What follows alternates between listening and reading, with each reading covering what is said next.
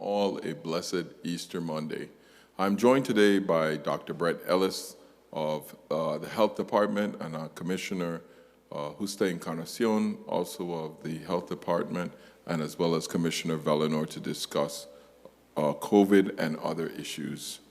I want to express my gratitude to our community for being so cooperative and staying off the beaches this weekend. I understand how disruptive this was to long-standing.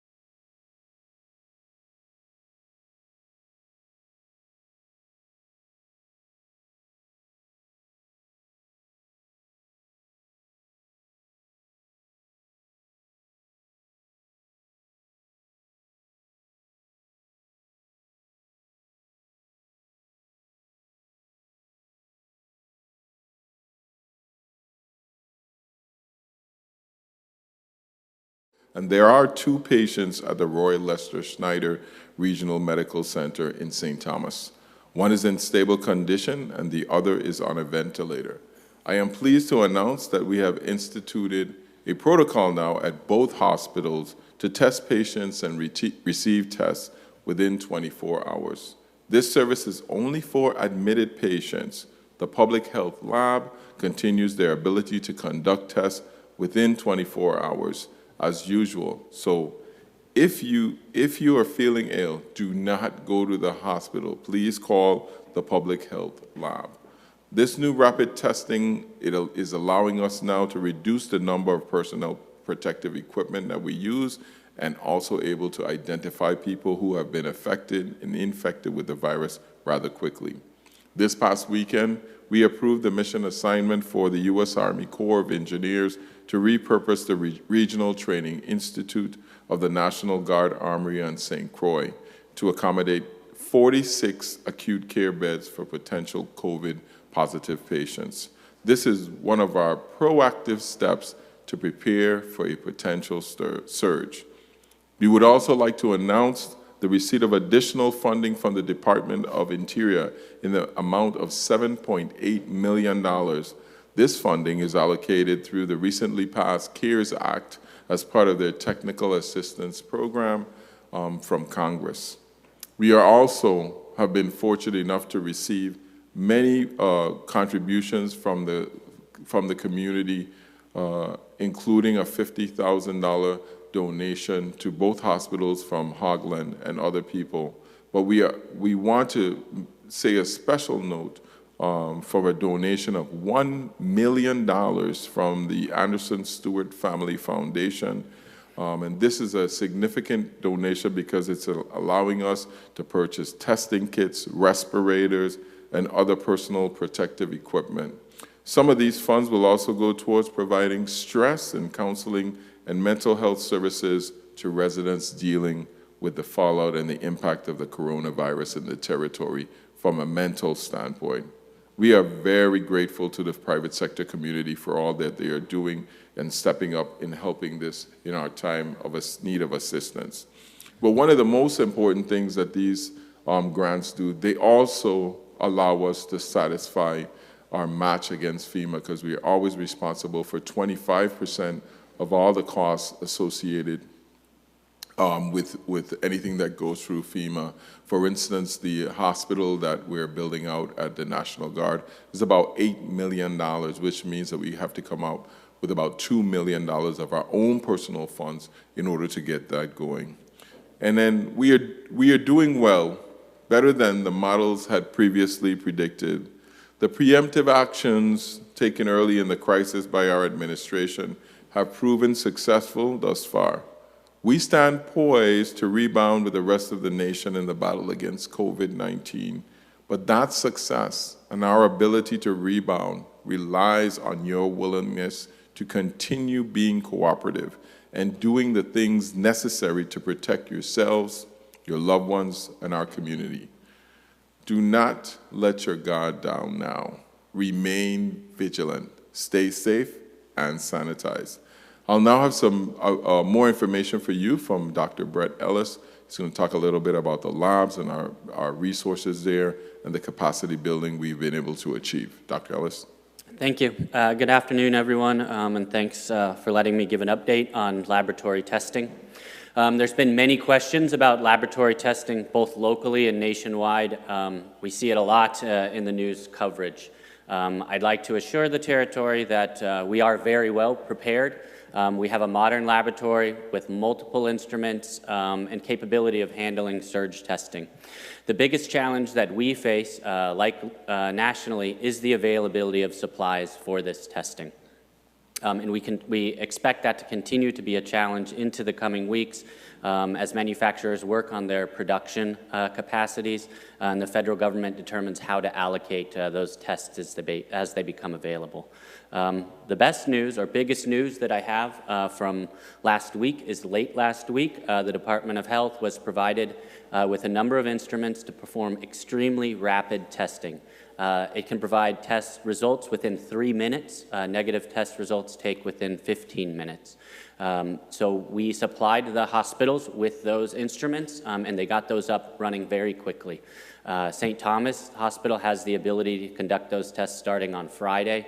Juan Louis began that testing on Saturday. So that's a great win for us.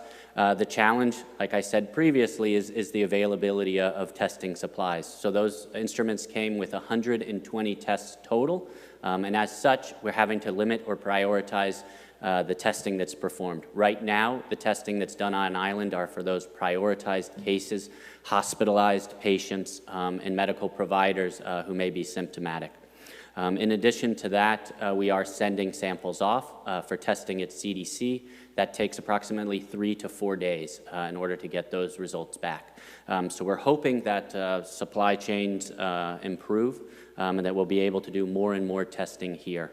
It's expected that those cases may double if our social distancing in home stay-at-home measures are not working. But we will be prepared. The government has been extremely proactive and supportive. He's reached out to manufacturers directly, and he's in constant contact with the federal government so that we can increase our supplies and testing capacity. The last part I just wanted to add is there's also been a lot of talk about serological testing, both in the news and locally. This is an additional test that's expected to be rolled out within the coming weeks. Currently, there's only one FDA test allowed for that or approved for that. And that test has some limitations. It has less value for acute cases that are symptomatic. It will have greater value for those cases that present following their symptoms maybe a week or 10 days later. It's also very good in order to evidence if someone's been infected before. So we expect those availabilities to increase, and we expect local providers. There's a number of them on the island that the Department of Health has been working with that may be able to provide those point-of-care tests in the coming week or the coming weeks. Thank you, Dr. Ellis. I just want to add a couple of notes there. The whole health team has been doing an incredible job of making sure that we're responding to this virus in the right way. And with your help, we've gotten progress this far. When you look at us, how we're trending nationally normalized for our population size, we're below the average curve, what the states are doing. So I would say that we're going on at pretty good clip. This weekend, we hit a milestone. We actually had 2 days where we didn't hit any positive tests, and we've actually increased our the amount of negatives that we get. And so we're seeing less and less positives through our testing, which is good news, and we are all happy to hear that. But we can't let up just yet. We have to make sure that we keep our vigilance on. In terms of the boats in the harbor now, I think we're up to 150 have been registered through the Department of Parks and Natural Planning and Natural Resources. Commissioner J.P. Oriole, his team, along with National Park Service, the police have been out there, and we're constantly monitoring that situation to stay abreast of that. On other little notes, there's a lot of talk about increase in domestic violence nationwide. We've seen a slight uptick on the island of St. Thomas in domestic violence, but the numbers that we're seeing now do not reflect that we are seeing that uptick in St. Croix or on a whole in the territory for domestic violence or child abuse. So those are just things to keep in mind. People out there, I know it's a stressful time, so we've made it through the Easter weekend rather quietly on that front. On the other front, though, I was really alarmed last week, spent a lot of time talking to legislators, commissioners, and then most especially our Commissioner Velinor in response to the violence that took place in our neighborhood over there in Hospital Ground, Round the Field, as most people commonly refer to it. Very disturbing indeed. So I listen to people and they're concerned. I understand the concern of the community. But when you go into war, you don't tell the enemy what you're going to do before you do it. And I say the enemy because we really have a tough time battling crime in our territory. And in a time like this, when we have all of this COVID going around and the whole world is at a standstill, it's really, really frustrating to have to stop what we're doing to save lives, to go out and save lives on the street, that instead of protecting people from the virus, we're now protecting people from bullets. But nevertheless, we deployed the necessary resources to deal with this situation in our community. And I have Commissioner Velinor, who is going to fill you in a little bit and tell you about what took place and what we're doing to make sure that we keep you safe. Commissioner Velinor. Thank you, Governor. Again, as you heard the Governor talk about just the devastation within portions of our community. While last week we had the Holy Week leading up to today, for some people, it was a bad week. It was a devastating week. In a particular area of St. Thomas, the Hospital Ground area, we had quite a bit of individuals who were shot, who were adversely impacted. We had five people that were shot, 3 people that were fatally wounded. It's a time when we're focused on just maintaining a sense of distance and safety for our community. Yet there are individuals out there who are carrying around firearms. And even when we have an order by our chief executive to stay at home, people are still coming out and find the need to engage in violent acts. It's ruthless, it's not acceptable, and we as a community, we can do better. I want to chronicle some of the events that took place on last week, beginning on April 6th. As I talked about, again, the devastation that people feel. I know we're highlighting the fact that we had 3 people that were fatally wounded, 3 people that died, but it's an entire community that has been impacted by this. So on April 6th, at 2 o'clock in the morning, 2 a.m., there was an individual who was in the area of Glass Bottle Alley, and he was shot at 2 a.m. On April 7th, there was an individual who, again, was shot and discovered in her vehicle. She was not fatally wounded either. On April 8th, officers arrived in the area of Queen Louise House and discovered an unresponsive Dwayne Harrigan, who was shot multiple times. On April 8th again, at 4:29 in the morning, the vehicle of an individual in the Hospital Ground area was burnt. On April 8th, at approximately 10:12 p.m., Michael McKee was discovered unresponsive to several gunshot wounds, again, on the same date. And again on April 10th, we had another individual, Akima Freeman, who succumbed to his injuries near the area of the Winston Ramos Center as a result of gunshots. Folks, you've seen a theme here. We have individuals out when we in fact have a stay-at-home, state of emergency, and individuals are getting shot by someone else. There's a common theme there. So what has the Virgin Islands Police done? So on April 8th, the Virgin Islands Police Department, we were out doing surveillance in the area, our Special Operations Branch, and they came across several individuals, which resulted in the seizure of 4 firearms, 2 of which were AK-47 type firearms, from an individual who we arrested. Again, we're out there, we're going after people who have those tools that are adversely impacting our community. On that same day, we also seized 2 additional firearms from a house in that particular community. We were not alone. Later on, we solicited the assistance of the ATF. Several ATF agents came out on the scene in support of the investigation. Those firearms are being investigated.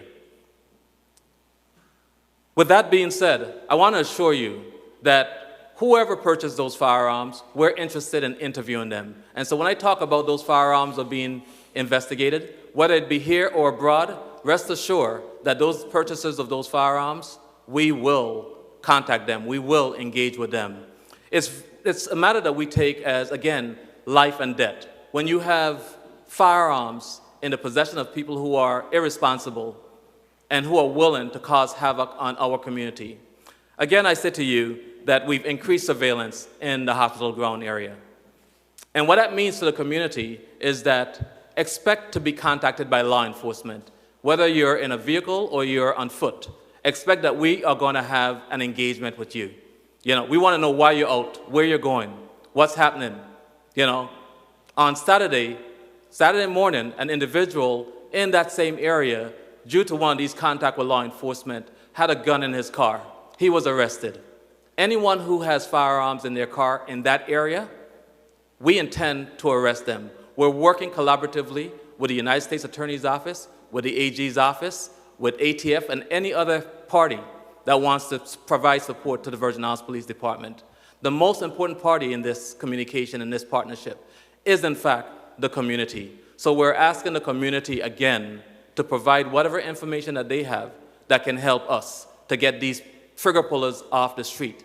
If you're shooting our community, it's not simply the hospital ground area, it's the territory of the Virgin Islands. We've had 1 person to date, because of the good work that we're all doing, that has succumbed to COVID-19. In 1 week, in a matter of less than 72 hours, we had 3 people who got killed in our community. We had 5 people in the scope of 4 or 5 days who got shot in our community. That's traumatization. We take it seriously. I'm here, I'm asking you, if you don't want to call me directly, call Crime Stopper, call them. 1-800-222-TIPS. Call VIPD 911. Please, we're here to serve you. We want information that would lead to the arrest and prosecution of those individuals who have caused havoc in our community.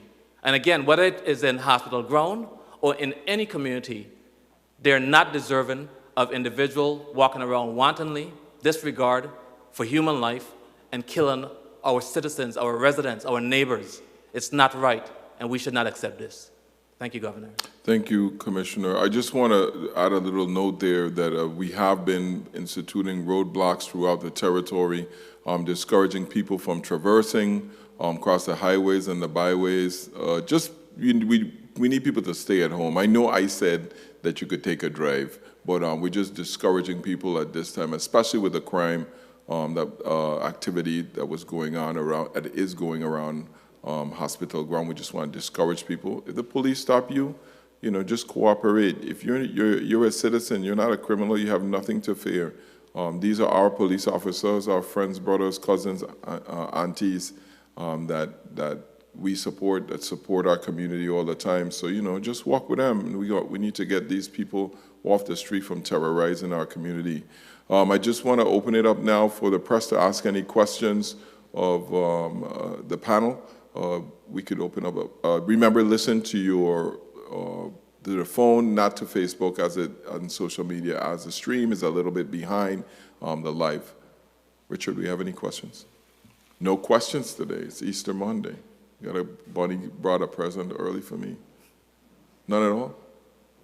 Well, on that note, I'll let you all get back to your festivities or wherever you're enjoying this holy holiday. I just ask you to continue to stay safe and sanitized. God bless you, and God bless the Virgin Islands. The Spanish version of this will be taking place right after, so stay tuned.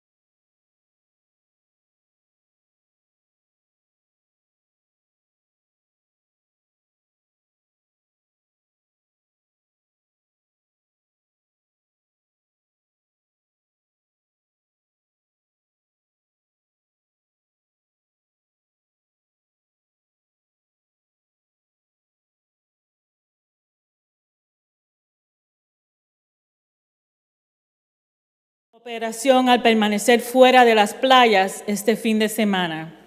Basado en nuestras tradiciones, entiendo lo perturbador de estos días, pero aprecio que la gran mayoría del público entiende que se trata de una crisis de salud única y sin precedentes.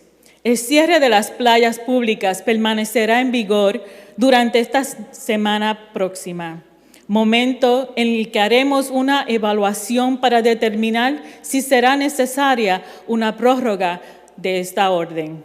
A diferencia de la previsibilidad de los huracanes, cuando se trata de esta crisis de salud pública en todo el mundo, nadie sabe si estamos al principio, en la cola o en el ojo de esta tormenta. Pero una cosa es segura, estamos en la tormenta.